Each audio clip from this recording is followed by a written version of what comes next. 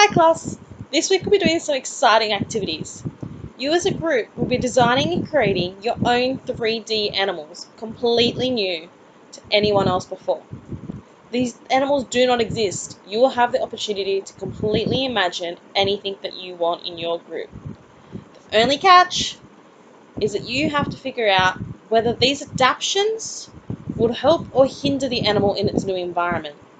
For instance, if I have a pig and I put him in Antarctica, he most likely wouldn't survive. But if we abide by the rules of natural selection and pretended that somehow this pig had migrated over to Antarctica, perhaps it had grown larger feet and fluffier fur to keep it warm, or it had turned white to hide it from polar bears so it didn't get eaten. Adaptations such as these are what we are looking for today. But not just perhaps like I'm saying here. You're gonna need some research.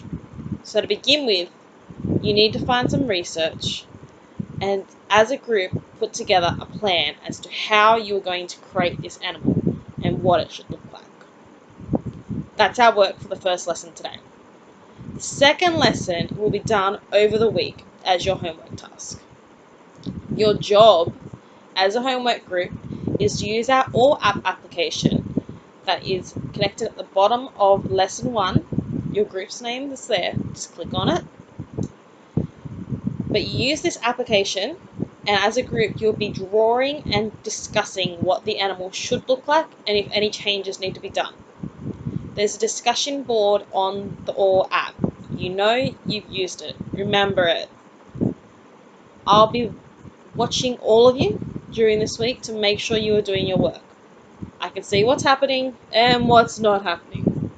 If you need any help at all during this time, just use the help button at the top of the page, right about here. Otherwise, you should be fine. The third lesson, after you've completed and submitted your 3D animal design, we will be finally doing a presentation. In the third lesson, you'll be doing a presentation about how this animal could possibly have done these adaptations. For instance, it slowly migrated there, or these adaptations are needed because it would die otherwise. If it didn't have white fur, how would the pig not get eaten by the polar bears?